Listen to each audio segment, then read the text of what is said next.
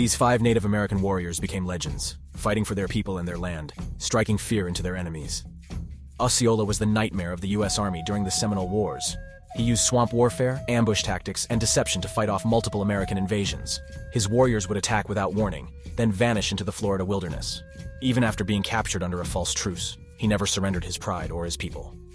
No warrior struck more fear into the U.S. military than Crazy Horse. He never lost a battle. He fought without hesitation, charging into enemy fire when others hesitated. At Little Bighorn, he led a flanking attack so devastating that it shattered Custer's forces in minutes.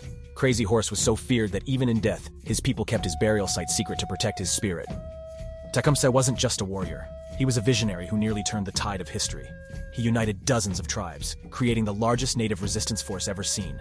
His warriors fought with precision and unmatched ferocity, forcing the American frontier into chaos.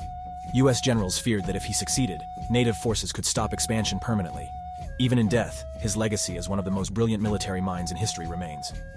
Geronimo was the ghost of the desert. He and his warriors could disappear into the mountains, only to reappear miles away, striking without warning. He led the last free native resistance against the U.S. and Mexico, avoiding capture while outnumbered for decades.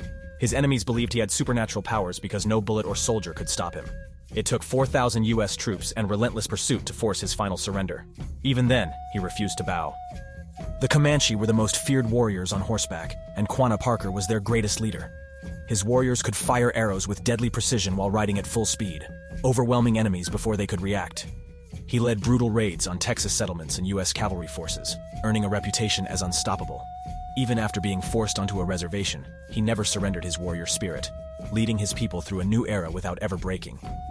These warriors were more than fighters. They were symbols of defiance, power, and the unbreakable spirit of native resistance. Which native warrior do you think was the most feared in history? Like and follow for more stories of unstoppable warriors.